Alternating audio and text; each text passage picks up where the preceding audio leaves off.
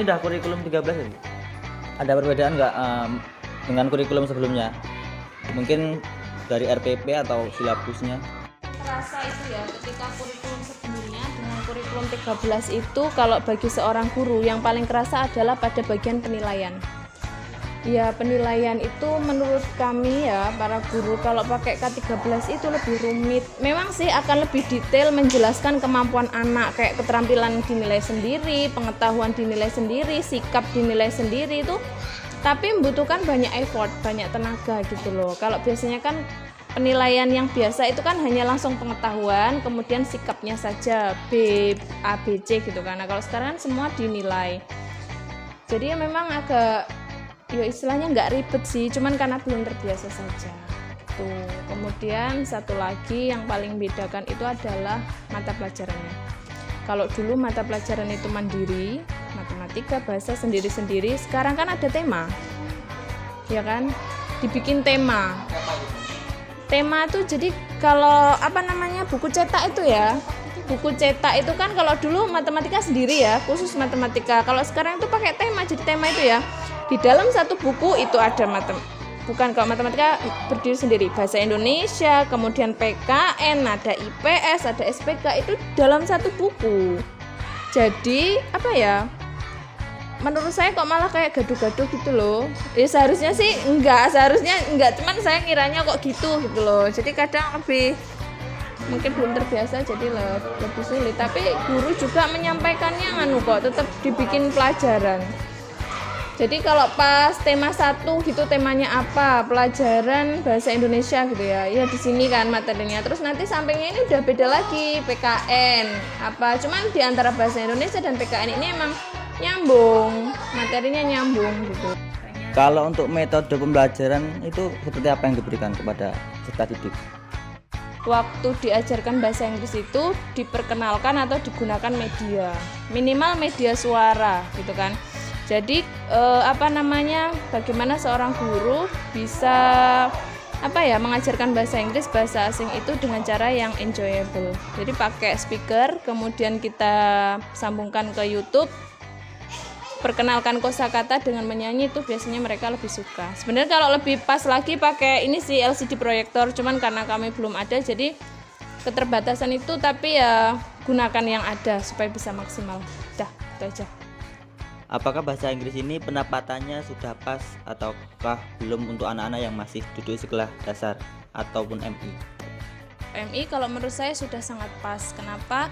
Meskipun bahasa Inggris itu di tingkat MI sifatnya pelajaran mulok atau pelajaran tambahan yang di situ boleh diadakan atau boleh enggak, tapi kalau di MI kami ini tetap dilaksanakan. Kenapa? Karena saya menyadari bahwa kalau di tingkat SD atau tingkat MI itu bahasa Inggris dihapuskan seperti yang tahun-tahun lalu, itu ketika mereka lulus MI atau SD kemudian masuk di SMP itu nggak punya background pelajaran bahasa Inggris sama sekali, itu yang kesulitan mereka sendiri, terutama gurunya. Apalagi kalau udah masuk di SMP itu bahasa Inggris masuk UN.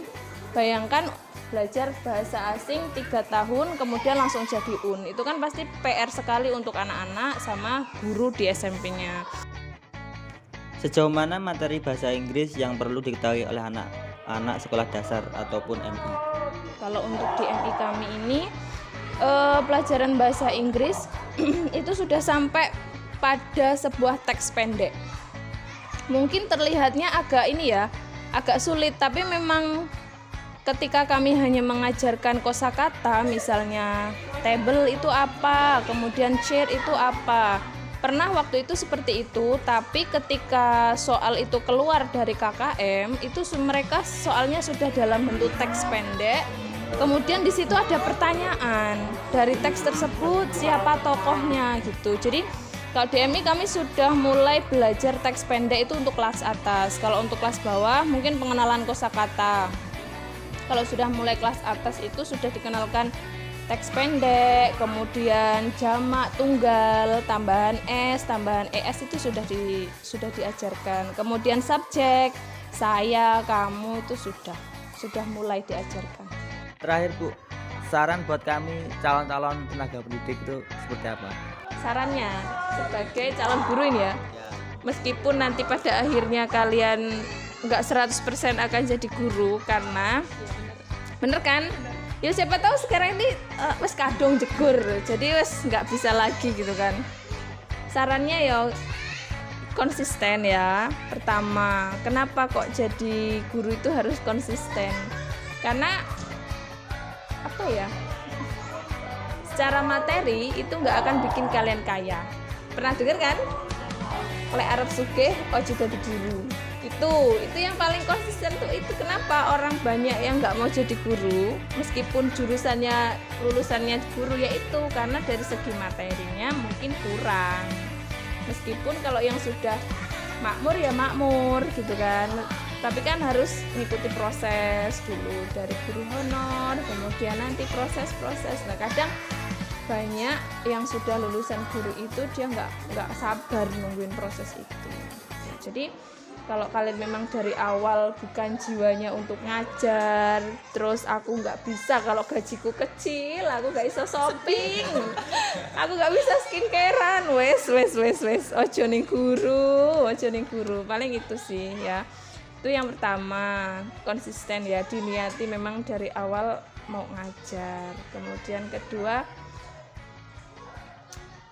meskipun saya belum bisa jadi guru yang bisa digugu dan ditiru, tapi saran saya setidaknya meskipun saya belum bisa memberikan contoh yang terbaik, saya tidak memberikan contoh yang buruk. Itu kuncinya itu. Kenapa? Karena ketika kita jadi seorang guru itu ngasih tahu anak itu kan supaya mereka itu mendengarkan. Kalau banyak hal-hal negatif yang sering kita lakukan itu nanti nggak akan pernah didengarkan. Jadi ya itu, meskipun belum memberikan contoh yang terbaik, tapi setidaknya saya tidak memberikan contoh yang buruk.